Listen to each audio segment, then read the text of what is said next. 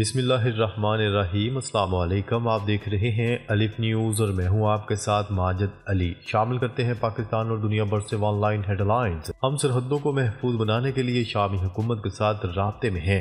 عراق شام میں تیزی سے رونما ہونے والے واقعات کے بارے میں بین الاقوامی اور علاقائی خدشات کے حوالے سے شامی فوج کی پسپائی اور حلب میں تحریر الشام محاذ اور اس کے اتحادی دھڑوں کی طرف سے شہر پر مکمل کنٹرول کے بعد عراق نے اس بات کا اعادہ کیا کہ سرحدیں مکمل طور پر محفوظ ہیں اور سیکیورٹی فورسز چوکنا ہیں۔ شام کو دہشت گردی کا گٹھ جوڑ بننے نہیں دیں گے۔ ایران ترکیہ کا اتفاق۔ ترکیہ اور ایران نے شام کی صورتحال پر تشویش اور اظہار کرتے ہوئے کہا ہے کہ دونوں ممالک شام کو دہشت گردی کا گٹھ جوڑ بننے نہیں دیں گے۔ دمشق سے اپنے فوری دورے پر انقرہ پہنچنے کے بعد ایرانی وزیر خارجہ عباس عراقچی نے اپنے ترک ہم منصب سے ملاقات کے بعد ایک مشترکہ پریس کانفرنس کی۔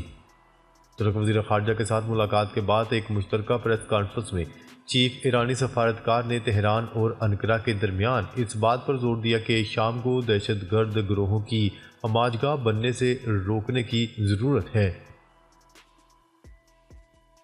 غزہ جنگ بندی سمجھوتے کے لیے کوششیں جاری ہیں لیکن ابھی اس تک پہنچ نہیں پائے۔ جیک سیلون امریکہ کی قومی سلامتی کے مشیر جیک سیلون کا کہنا ہے کہ امریکہ غزہ میں جنگ بندی اور یرغمالیوں کی رہائی کے لیے ایک سمجھوتے پر کام کر رہا ہے، تاہم ابھی یہ سمجھوتا ممکن نہیں ہو سکتا۔ عرب میڈیا کی رپورٹ کے مطابق جیک سیلون نے یہ بات غیر ملکی چینل کو اتوار کے روز بتائی۔ ان کا کہنا تھا کہ ہم اس معاملے میں پوری سرگرمی کے ساتھ کام کر رہے ہیں تاکہ یہ سمجھوتا ممکن ہو جائے۔ سپریم کورٹ کو کسی بھی وزیر اعظم کو قید کرنے کا اختیار نہیں۔ اسرائیلی وزیر اعظم نیتن نے سپریم کورٹ سے کہا ہے کہ آپ کو کسی بھی وزیر اعظم کو قید کرنے کا اختیار نہیں ہے۔ اٹارنی جنرل اسرائیل کی اعلیٰ ترین عدالت کو بتائیں گے کہ آیا نیتن وزیر اعظم کے طور پر کام کرنے کے لیے موزوں ہیں۔ نیتن نے یہ بھی کہا کہ میری گرفتاری کا مطالبہ کرنے والی کوئی بھی درخواست عدلیہ کو سیاسی میدان میں گھسیٹنے اور اسے فیصلہ کرنے پر مجبور کرنے کی ایک خطرناک کوشش ہے۔ کویت میں جی سی سی اجلاس نیتن کے وارنٹ گرفتاری کا خیر مقدم۔ کویت میں جی سی سی اجلاس نے نیتن کے وارنٹ گرفتاری کا خیر مقدم کر دیا۔ تفصیلات کے مطابق خلیجی تعاون کونسل کے رہنماؤں نے اتوار کو کویت میں اجلاس کے بعد اعلامیے میں غزہ کی پٹی میں فوری اور مستقل جنگ بندی کے مطالبات کا اعادہ کیا۔ انہوں نے آئی سی سی کی جانب سے اسرائیل کے وزیر اعظم نیتن اور سابق وزیر دفاع کے وارنٹ گرفتاری کا خیر مقدم کیا اور کہا کہ وہ اسرائیل کی اس وضاحت کو مسترد کرتے ہیں کہ غزہ کی پٹی میں جارحیت اسرائیل کا دفاع ہے۔ اسرائیل نے لبنان میں جنگ بندی معاہدے کی کتنی بار خلاف ورزی کی؟ فرانسیسی رپورٹ میں شرمناک انکشاف۔ اسرائیل نے ثابت کیا ہے کہ وہ خود کو کسی بھی اخلاقی معاہدے میں باندھے نہیں رکھ سکتا۔ لبنان کے ساتھ جنگ بندی معاہدے کی بھی اب تک وہ شرمناک طور پر 52 مرتبہ خلاف ورزی کر چکا ہے۔ الجزیرہ کی رپورٹ کے مطابق اسرائیل کی وائی نیٹ نیوز نے فرانس کے حوالے سے رپورٹ کیا ہے کہ اسرائیلی فوج نے حزب اللہ کے ساتھ ہونے والے جنگ بندی معاہدے کی 52 بار خلاف ورزی کی ہے۔ اس میں ہفتے کے روز ہونے والا حملہ بھی شامل ہے جس میں 3 لبنانی شہری شہید ہو گئے، جس میں 3 لبنانی شہری مارے گئے تھے۔ یمنی حوثیوں کی امریکی بحری جہازوں پر حملے۔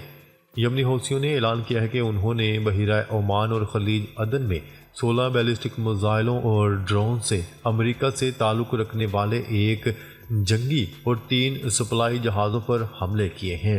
بین الاقوامی خبرساں ادارے کی رپورٹ کے مطابق یمنی حوثیوں کے فوجی ترجمہ یحییٰ ساری کا کہنا ہے کہ امریکی فوج کے ایک ڈسٹرائر اور 3 سپلائی بحری جہازوں کو بحیرہ عمان اور خلیج عدن میں ہتھیاروں سے نشانہ بنایا گیا ہے۔ برطانیہ نے غزہ کے لیے $24 ملین کی امداد کا اعلان کر دیا۔ غیر ملکی خبرساں ادارے کی رپورٹ کے مطابق برطانیہ نے پیر کو مصر میں انسانی ہمدردی کی کانفرنس سے قبل غزہ کے لیے $19 ملین کی فنڈنگ فراہم کرنے کا وعدہ کیا ہے۔ برطانیہ کی جانب سے کانفرنس میں شرکت کرنے والی بین الاقوامی ترقی کی برطانوی وزیر نے غزہ کی صورتحال کو تباہ کن قرار دیتے ہوئے اسرائیل پر زور دیا کہ وہ غزہ تک بلا تعطل امداد کی رسائی کو یقینی بنائے۔ ڈالر کے استعمال پر مجبور کرنے کی امریکی کوشش پر جوابی کارروائی کریں گے، کریملن نے بھی خبردار کر دیا۔ روسی حکام نے ٹرمپ کی برکس ممالک کو اپنی کرنسی بنانے پر محصولات عائد کرنے کی دھمکی پر رد عمل ظاہر کر دیا۔ غیر ملکی خبرساز ادارے کی رپورٹ کے مطابق کریملن کی ترجمان دمتری پیسکوف کا کہنا ہے کہ ڈالر کے استعمال پر مجبور کرنے کی امریکی کوشش پر جوابی کارروائی کی جائے گی۔ ڈالر بہت سے ممالک کے لیے ریزرو کرنسی کے طور پر طلب کھو رہا ہے۔ ترجمان کریملن کا مزید کہنا تھا کہ ڈالر کے استعمال پر مجبور کرنے کی کسی بھی امریکی کوشش کو جوابی کارروائی کا سامنا ہوگا۔ بانی پی ٹی آئی عمران خان 7 نئے مقدمات میں گرفتار۔ بانی پی ٹی آئی کے خلاف 28 ستمبر کے احتجاج پر درج مقدمے کی سماعت اڈیالہ جیل میں ہوئی۔ عمران خان کو 6 روزہ جسمانی ریمانڈ کے بعد عدالت میں پیش کیا گیا۔ پروسیکیوشن ٹیم کی جانب سے بانی پی ٹی آئی کے مزید جسمانی ریمانڈ کی استدعا نہیں کی گئی۔ پروسیکیوشن کی جانب سے مزید ریمانڈ کی استدعا نہ کرنے پر عدالت نے بانی پی ٹی آئی کو جوڈیشل ریمانڈ پر جیل بھیج دیا۔ دنیا کے مختلف ممالک میں غزہ کے عوام کی حمایت میں احتجاجی مظاہرے۔ نیوز رپورٹ کے مطابق حماس کی اپیل پر گزشتہ 3 دنوں سے فلسطین کی حمایت میں وسیع پیمانے پر مظاہرے ہو رہے ہیں اور اس سلسلے میں اسپین میں 50 شہروں سمیت دنیا کے کئی ممالک میں بڑے پیمانے پر مظاہرے کیے گئے۔ اسی تعلق سے میڈرڈ میں سب سے بڑے مظاہرے کا انعقاد کیا گیا، جس میں مظاہرین نسل کشی کے خاتمے اور فوری جنگ بندی کا مطالبہ کر رہے تھے۔ 40 سال بعد بنگلہ دیش کا عازمین حج کو سمندری راستے سے بھیجنے کا فیصلہ۔ اگلے سال کا حج سیزن 4 سے 9 جون کے درمیان ہوگا۔ اس دوران سمندر کے راستے عازمین کو بھیجنا شروع کرنے کا ہدف مقرر کرتے ہوئے بنگلہ دیشی حکام حج پیکج کے اخراجات کم کرنے کا منصوبہ بنا رہے ہیں۔ وزارت مذہبی امور کے ایڈیشنل سیکرٹری نے بتایا کہ ہم ان عازمین کے لیے نئے حج پیکج کا اعلان کریں گے جو سمندری راستہ اختیار کرنے میں دلچسپی رکھتے ہیں۔ یہ نیا سمندری راستہ حج کوٹا پورا کرنے میں ہماری مدد کرے گا۔ پوپ فرانسس نے لبنان میں جنگ بندی کو خوشائن قرار دے دیا۔ پوپ فرانسس نے ویٹیکن سٹی میں تقریب سے خطاب کرتے ہوئے کہا کہ جنگ بندی امن کا باعث ہوگی جس کا ہم خیر مقدم کرتے ہیں۔ لبنان جنگ بندی مشرق وسطی کے دیگر محاذوں پر بھی امن کی بنیاد بنے گی۔ ملائیشیا اور تھائی لینڈ میں سیلاب کی تباہ کاریاں جاری، ہلاکتوں کی تعداد 19 ہو گئی۔ غیر ملکی خبرساز ادارے کی رپورٹ کے مطابق ملائیشیا اور تھائی لینڈ میں طوفانی بارشیں ہوئی ہیں جس کے باعث دونوں ممالک کو سیلابی صورتحال کا سامنا ہے، جبکہ سیلاب کے باعث ہزاروں افراد نقل مکانی کرنے پر مجبور ہیں اور حادثات میں 19 افراد ہلاک ہو چکے ہیں۔ چین 1000 کلومیٹر فی گھنٹہ کی رفتار سے سفر کرنے والی ٹرین کو تیار کرنے میں مصروف۔ ابھی تو ایسا ممکن نہیں مگر مستقبل قریب میں ضرور ایسا ہونے والا ہے، کیونکہ چین میں ایسی ٹرین کی آزمائش کی جا رہی ہے جو بیشتر طیارے سے بھی زیادہ رفتار سے سفر کرنے کی صلاحیت رکھتی ہے۔ وزیراعظم شہباز شریف آج سعودی عرب کے 2 روزہ دورے پر روانہ ہوں گے۔ شہباز شریف سعودی عرب کے دورے کے لیے آج اسلام آباد سے روانہ ہوں گے۔ وہ سعودی کراؤن پرنس کی دعوت پر یہ دورہ کر رہے ہیں۔ نیوز رپورٹ کے مطابق شہباز شریف سعودی ولی عہد شہزادہ محمد بن سلمان سے ملاقات کریں گے۔ وزیر اعظم کی ولی عہد سے یہ تقریباً 6 ہفتوں میں تیسری ملاقات ہوگی۔ عمران خان کی ڈی چوک کا معاملہ سینٹ اور قومی اسمبلی میں اٹھانے کی ہدایت۔ Chairman P T I barrister Gohar کا کہنا ہے کہ عمران خان نے ڈی چوک کا معاملہ پارلیمنٹ میں اٹھانے کی ہدایت کر دی ہے اور کہا ہے کہ مخالفین تفرقہ ڈال رہے ہیں، اپنی صفوں میں اتحاد کو برقرار رکھیں۔ ہمارا صرف ایک سوال ہے کہ گولی کیوں چلائی؟ سعودی ولی عہد شہزادہ محمد بن سلمان 3 سال بعد امارات پہنچ گئے۔ سعودی ولی عہد محمد بن سلمان متحدہ عرب امارات پہنچ گئے۔ سعودی ولی عہد 3 سال بعد یو اے ای کے دورے پر آئے ہیں۔ سعودی وزارت خارجہ کا کہنا ہے کہ ولی عہد نجی دورے پر متحدہ عرب امارات پہنچے ہیں۔ برطانیہ میں پہلی بار 600 سے زائد تارکین وطن ملک بدر برطانیہ میں پہلی بار 600 سے زائد تارکین وطن کو ملک بدر کر دیا گیا۔ برطانوی میڈیا کی رپورٹ کے مطابق 109 بچوں سمیت 600 سے زائد برازیلی شہریوں کو 3 چارٹرڈ طیاروں سے وطن واپس بھیج دیا گیا۔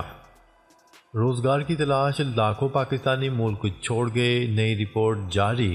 گزشتہ 5 سالوں میں تقریباً 1.7 ملین پاکستانی کارکنان نے سعودی عرب کا سفر کیا، جس سے یہ پاکستانی تارکین وطن کے لیے سر فہرست مقام بنا۔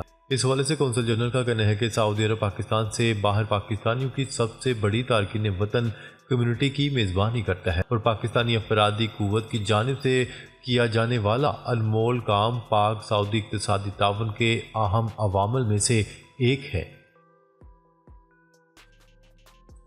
نشے کی حالت میں اسلحہ رکھنے کا کیس، جو بائیڈن نے اپنے بیٹے کو صدارتی معافی دے دی۔ امریکی صدر جو بائیڈن نے نشے کی حالت میں اسلحہ خریدنے کے کیس اور ٹیکس فراڈ مجرم قرار دیے گئے اپنے بیٹے کو صدارتی معافی دینے کا اعلان کر دیا۔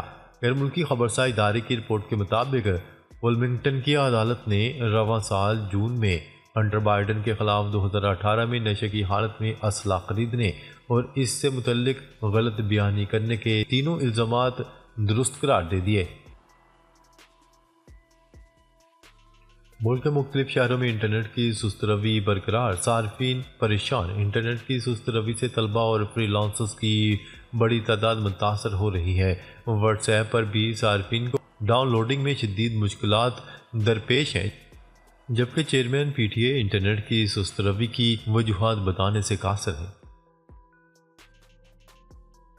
کرم میں 10 روز بعد تعلیمی ادارے کھل گئے، راستوں کی بندش سے اشیاء خورد و نوش کی قلت برقرار۔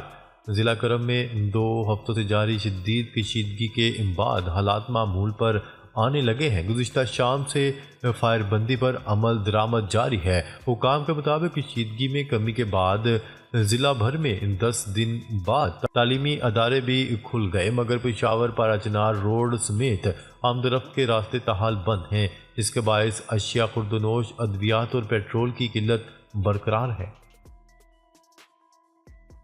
2025 کے لیے دنیا کے بہترین شہر لندن کا پہلا، نیو یارک کا دوسرا نمبر۔ دولت، رہائش، سہولیات اور پسندیدگی کی بنیاد پر 2025 کے لیے دنیا کے بہترین شہروں کی فہرست مرتب کی گئی ہے، جسے 30 ممالک کے 22,000 افراد کو ایک سروے میں شامل کر کے 100 بہترین شہروں کا انتخاب کیا گیا۔ پاکستان اور سعودی عرب کے درمیان 56 کروڑ ڈالر کے 7 معاہدوں کو حتمی شکل دے دی گئی۔ مختصر مدت میں دونوں ممالک کے درمیان 34 مفاہمتی یادداشتوں پر دستخط کیے گئے تھے۔ وزیر اعظم آفس سے جاری بیان میں کہا گیا ہے کہ وزیر اعظم شہباز شریف کی زیر صدارت پاکستان اور سعودی عرب کے مابین مختلف شعبوں میں تعاون اور سرمایہ کاری کی پیش رفت کے حوالے سے جائزہ اجلاس منعقد ہوا۔ پاکستان سعودی عرب جوائنٹ ٹاسک فورس کے دوسرے اجلاس میں دونوں ممالک کے درمیان مختلف شعبوں میں تعاون کی پیش رفت پر بریفنگ دی گئی۔ ناظرین، اب تک کے لیے اتنا ہی۔ مزید خبریں لے کر بہت جلد آپ کی خدمت میں حاضر ہوں گے، تب تک کے لیے اپنا خیال رکھیے گا۔ اللہ نگہبان۔